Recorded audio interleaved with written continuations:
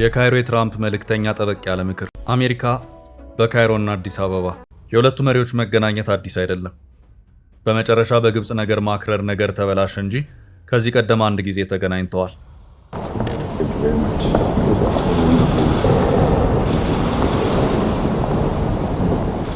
በተደጋጋሚ ገንብቶ በማስረከብ በደንበኞቹ የተመሰከረለት ዳኮርድ ሪል ስቴት አሁን ደግሞ በመሃል አዲስ አበባ ጀሞ አንድ የሚገኘው ሳይት ላይ ግንባታ ሂደታቸው 40% የደረሱ በአንድ ዓመት ብቻ የሚረከቧቸውን አፓርትመንቶች ከ70/30 የባንክ ብድር ጋር አቀረበላችሁ። ባለ 1 መኝታ 80 ካሬ፣ ባለ 2 መኝታ 110 እና 118 ካሬ ከ623200 ብር ቅድመ ክፍያ ጀምሮ እስከ 1 ሚሊዮን ብር ከሚደርስ ልዩ ቅናሽ ጋር ይዞላችሁ ቀርቧል። ለበለጠ መረጃ 0911057674 ወይም 0926930578 ይደውሉ። ዳኮርድ በልዩነት የተገነባ። The Egyptian Foreign Minister Badel Abdel Abdi welcomed US Deputy Secretary of State Christopher Landau to Cairo for high-level talks aimed at strengthening the strategic partnership between Egypt and the United States. የአዲስ አበባ የትራምፕ መልእክተኛ ጠበቅ ያለ ምክር፣ የጀነራሉ የታሪክ ምስክርነት። It's an honor to be here in Ethiopia today. On behalf of President Trump, Secretary Rubio, I've come here with General Anderson to reinforce the very traditional bonds between our countries. By the fact that when Ethiopia was under pressure in 1935, Colonel John Robinson answered the call from Haile Selassie to come build an Air Force here 90 years ago under duress. ትራምፕ እንዳሉት ጠቅላዩና አልሲሲ ሲገናኙ ይሆን? And you have a very strong leader in the president, and I hear you have a strong leader in Ethiopia too. I don't know him as well as I know you, but he's a strong guy. And I'm going to try bringing the two of you together, see if we can make a deal. ፖለቲካ ሂሳብ ነው፣ ጥቅምንና ጉዳትን አስልቶ የሚሰራ ሂሳብ። በዚህ መልኩ የሀገራት ዲፕሎማሲያዊ ግንኙነቶች ይቃኛሉ። እንደ አሜሪካ ያለ ግዙፍ ሀገር ደግሞ ዓለም አቀፍ ጥቅሞቹ እጅግ የበዙና የተወሳሰቡም ናቸው። አንዳንዶቹ ጥቅሞች በሁለት ተቃርኖ ኃይሎች መካከል ተቀርቅረው የሚገኙና ሁለቱም ኃይሎችን በማያስቀይምና በማይጎዳ መልኩ ሚዛናቸው እንዲጠበቅ ጥረት የሚደረግባቸው ሆነው ይታያሉ። አሜሪካ መሃል ላይ ያለችበት የኢትዮ ግብጽ የአባይ ውጥረትም በዚሁ ማዕቀፍ ውስጥ የሚወድቅ ነው። እናም የቅርቃር ዲፕሎማሲው ፍትጊያ ማሳያ ተደርገው ሊወሰዱ የሚችሉት ኢትዮጵያና ግብጽ ናቸው። ሁለቱ ሀገራት አባይ ወይም ናይል በተባለው ወንዝ ላይ በተቃርኖ ጥቅምን የማስጠበቅ ፍትጊያ ውስጥ ይገኛሉ። በዚህ መሃል አሜሪካ በትራምፕ አስተዳደር በኩል አለሁ ብላለች። አሜሪካ በሌላ አቅጣጫ ኢትዮጵያም የግብጽም ወዳጅ ናት። ይህም በመሆኑ በሁለቱም ሀገራት መካከል በምትጫወተው የማግባባት ሚና የፖለቲካ ኩርፊያ ብርቱ ጥንቃቄን ማድረግ ግድ ይላል። በሁለቱ ሀገራት መካከል በሚኖረው የጥቅም ፍትጊያ ውስጥ መሃል ላይ ገብቶ ሚዛንን በጠበቀ መልኩ መፍትሄ የሚፈለግበትን ሁኔታ ማመቻቸት ከባዱ የአሜሪካ የቤት ስራ ነው። ኢትዮጵያ በአፍሪካው ቀንድ እንደዚሁም ግብጽ ደግሞ በመካከለኛው ምስራቅ ፖለቲካ ውስጥ ለአሜሪካ አስፈላጊ ሀገራት ናቸው። ግብጽ ስትነሳ የእስራኤል ፍልስጤም ችግር በሚል ሐረጉ እየተመዘዘ ሄዶ የፖለቲካው አድማስ እስከ አረቡ ዓለምና ቱርክ ድረስ ይዘልቃል። ግብጽ የእስራኤልም እንደዚሁም የፍልስጤምም የጋራ ድንበርተኛ ሀገር መሆኗ የአሜሪካ ዓይን ያረፈባት ሀገር አድርጓታል። የግብጽ በአሜሪካ ተፈላጊነት በአንድም ይሁን በሌላ መልኩ ከእስራኤል ፍልስጤም ጋር የተያያዘ ነው። ግብጽ አውሮፓ፣ አፍሪካና እስያ የሚገናኝበት የስዊዝ ቦይ ባለቤትም ጭምር ናት። ይህም በሀገሪቱ ስትራቴጂካዊ ተፈላጊነት ላይ የጨመረው ራሱን የቻለ እሴት አለ። ለዚያም ነበር ትራምፕ የጋዛው ሰላም ስምምነት ሲፈረም ስምምነቱ በግብጽ የቀይ ባህር ዳርቻ የቱሪስት ከተማ በሆነችው ሻርም አል-ሼክ እንዲካሄድ ያደረጉት። በዚያም ዕለት ትራምፕ እና ከ20 ያላነሱ የአውሮፓና የመካከለኛው ምስራቅ እንደዚሁም የሩቅ ምስራቅ መሪዎች ተገኝተዋል። ትራምፕ ወይም አሜሪካ ለመጨረሻውም የእስራኤል ጋዛ ስምምነት የፊርማ ቦታ እንድትሆን ግብጽን ሲመርጡ በምክንያት ነበር። ፖለቲካው በስሌት ነው። እንደዚሁ ዝም ብሎ የሆነ ነገር አይደለም። የፖለቲካ ሂሳቡና ቀመሩ ያለውም እዚህ ውስጥ ነው። ግብጽ ቆይታ ያደረጉት የአሜሪካው ምክትል የውጭ ጉዳይ ሚኒስትር ክሪስቶፈር ላንዳው አዲስ አበባ ተገኝተዋል። ምክትል የውጭ ጉዳይ ሚኒስትሩ ፕሬዚዳንት ዶናልድ ትራምፕ እና ፕሬዚዳንት አብዱል ፈታህ አልሲሲ የህዳሴውን ግድብ አንስተው ስዊዘርላንድ ዳቮስ ላይ በተወያዩ በቀናት ልዩነት ውስጥ ጉዞ የጀመሩ ናቸው። ጠንከር ያለ ዲፕሎማሲያዊና ፖለቲካዊ መልእክቶችን ያካተተ ጉዞ ነው። ምክትል የውጭ ጉዳይ ሚኒስትሩ ክሪስቶፈር ላንዳው ወደ ኢትዮጵያ ያመሩት የአሜሪካ የአፍሪካ አዛዥ ጀነራል ዳግቪን አንደርሰን ጋር በመሆን ነው። የሁለቱ የአሜሪካ ከፍተኛ ባለስልጣናት ጉዞ ከአባይና ከህዳሴው ግድብ ያለፉ ጉዳዮች እንዳሉት የጀነራሉ የጋራ ጉዞ አመላካች ሆኖ ታይቷል።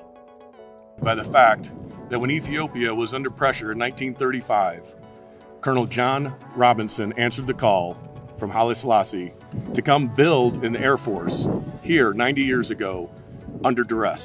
እናም የግብጽ ካላት ጂኦፖለቲካዊ ሁኔታዎች አንፃር በአንድም ይሁን በሌላ መልኩ ከእስራኤል ጋር የተሳሰረ መሆኑ ሀገሪቱ በአሜሪካ የውጭ ግንኙነት ፖሊሲ ውስጥ ልዩ ትኩረት እንዲሰጣቸው ከተደረጉ ሀገራት መካከል አንዷ እንድትሆን አድርጓታል። ነገሩን ወደ ኢትዮጵያ እንመልሰው። ግብጽ በመካከለኛው ምስራቅ ጂኦፖለቲካ ውስጥ ለአሜሪካ አስፈላጊ እንደሆነች ሁሉ በተመሳሳይ መልኩ ኢትዮጵያም በአፍሪካው ቀንድ ጂኦፖለቲካ ውስጥ ያላት ተፈላጊነትም ከፍተኛ ነው። ኢትዮጵያ በአፍሪካው ቀንድም በምስራቅ አፍሪካም ያላት የህዝብ ቁጥር እጅግ ከፍተኛ ነው። 130 ሚሊዮን አካባቢ እንደሆነ ይገመታል። በአፍሪካ ከናይጄሪያ ቀጥሎ በሁለተኛ ደረጃ ያለ የህዝብ ቁጥር ነው። የህዝብ ቁጥር ገበያም ነው፣ ተጽዕኖ መፍጠሪያም ነው። በዚያው መጠን በዚህ ሀገር ችግሮች ሲፈጠሩም ሊያስከትል የሚችለው የቀውስ አድማስም አነስተኛ ቁጥር እንዳላቸው ሀገራት አይደለም። ይህም በመሆኑ ኢትዮጵያ ያላት የህዝብ ቁጥር በራሱ አንዱ የጂኦፖለቲካዊ መጫወቻ ቁልፍ ነው። በሌላ መልኩ ኢትዮጵያ በአፍሪካው ቀንድ ያላት አቀማመጥ በራሱ የሀገሪቱን ተፈላጊነት ከፍ የሚያደርገው ሆኖ ይታያል። የቆዳ ስፋቷና የሀብቷ ብዝሃነትም እንደዚሁ ተጨማሪ የተፈላጊነት አቅምን የሚጨምር ነው። በሌላ አቅጣጫ አሁን ካለው የቀጠናው ሀገራት ከሚገኙባቸው ጥረቶችና ትርምስ አንጻርም ለአሜሪካ ኢትዮጵያን ጠበቅ ማድረግ ወሳኝነት ያለው ሆኖ ይታያል። በቀጠናው ሱዳን በእርስ በእርስ ጦርነት ውስጥ ናት። ሶማሊያ በአልሸባብና አይኤስአይኤስ በተባለ አሸባሪ ቡድን ጥምረት መታመሷን እንደቀጠለች ነው።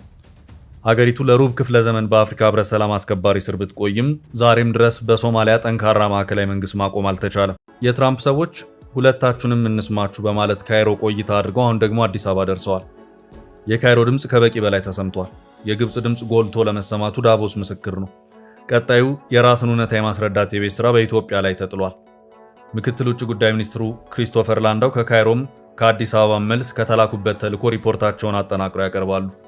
የግብፅ የተበድያለው የፖለቲካ ኡኡታ ለሌላ ለምንም ሳይሆን ለቀጣዩ ድርድር የተመቻቸ የዲፕሎማሲ ድጋፍ መደላድልን ለመፍጠር ነው።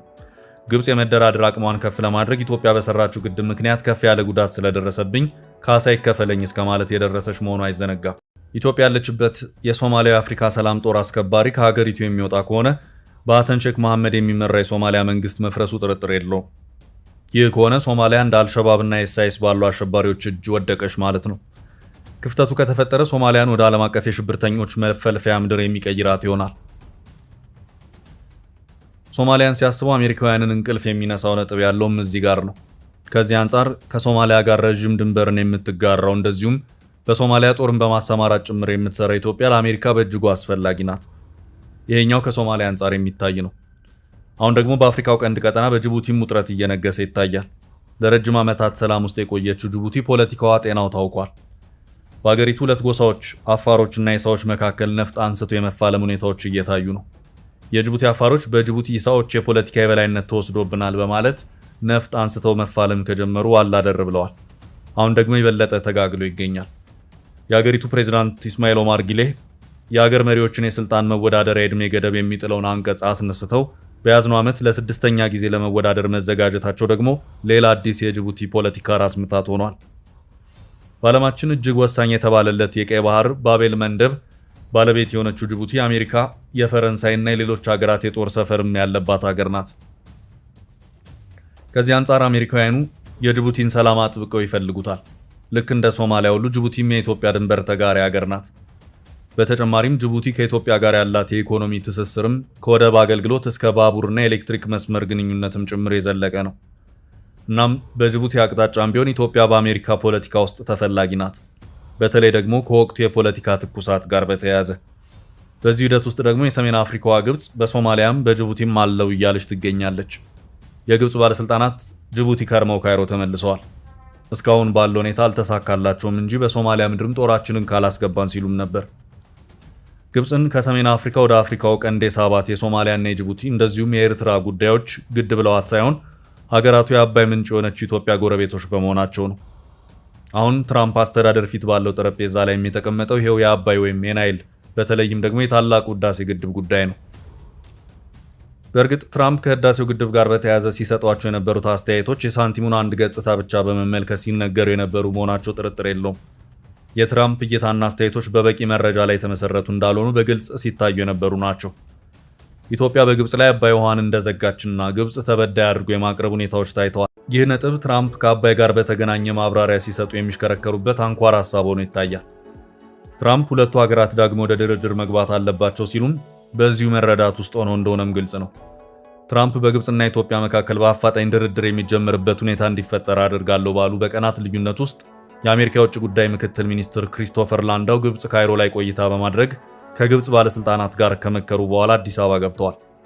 The Egyptian Foreign Minister Badel Abdel Abdi welcomed US Deputy Secretary of State Christopher Landau to Cairo for high-level talks aimed at strengthening the strategic partnership between Egypt and the United States. ውጭ ጉዳይ ሚኒስትሩ አዲስ አበባ የገቡት ከአሜሪካ የአፍሪካ አዛዥ ጀነራል ዳግቪን አንደርሰን ጋር በመሆን ነው። ሁለቱ የአሜሪካ ከፍተኛ ባለስልጣናት ወደ ወሳኝ ውይይት ከመገባቱ በፊት ከኢትዮጵያ አየር ኃይል 9ኛ ዓመት ክብረ በዓል ጋር በተያያዘ በእንግድነት እንዲሳተፉ ተደርጓል። በዚህም ሁለቱም ባለስልጣናት ንግግር አድርገዋል። ይሄኛው አንደኛው የዲፕሎማሲያው አካል ሆኗል። በቀጣይ ከምክትል ውጭ ጉዳይ ሚኒስትሩ ክሪስቶፈር ላንዳው ጋር ጠንከር ያለ ውይይት የሚደረግ መሆኑ ታውቋል። ከውይይቶቹ ጭብጦች ውስጥ አንደኛው ትራምፕ ቃል የገቡት የህዳሴው ግድብ ድርድር ዳግም ማስጀመሩ ላይ ትኩረቱን ያደረገ እንደሚሆን ጥርጥር የለውም። የአዲስ አበባ ውይይት ከካይሮ ጉዞ ቀጥሎ የተደረገ መሆኑ ለዚህ እውነታ በቂ ማስረጃ ሊሆን የሚችል ነው። ምክትል የውጭ ጉዳይ ሚኒስትሩ በካይሮ በነበራቸው ቆይታ በዚሁ ዙሪያ በቂ ማብራሪያ እንደተሰጣቸው በግብጽ ሚዲያዎች በኩል ሲነገር ከርሟል። አሁን ደግሞ ተራው የኢትዮጵያ ሆኗል። ግብጽ ራሷን ተበዳይ አድርጋ እንዳቀረበች ባለፈው ሳምንት ትራምፕና አልሲሲ በስዊዘርላንድ ዳቮስ በነበራቸው ቆይታ የተለዋወጡት ሐሳብ በግልጽ አመልክቷል። አልሲሲ በዚሁ ማብራሪያቸው የአባይንና የህዳሴውን ጉዳይ ሲያነሱ የግብጽ መኖር አለመኖር የህልውና ጉዳይ በሚል የተናገሩ መሆኑ የሚታወስ ነው። ከዚህ አንጻር ይህንን የግብጽን የተሳሳተ እይታ የማስጨበጥ ዘመቻ በትክክለኛ እውነታ ገልብጦ ማሳየት ግድ የሚልበት ጊዜ ቢኖር አሁን ሆኖ ይታያል።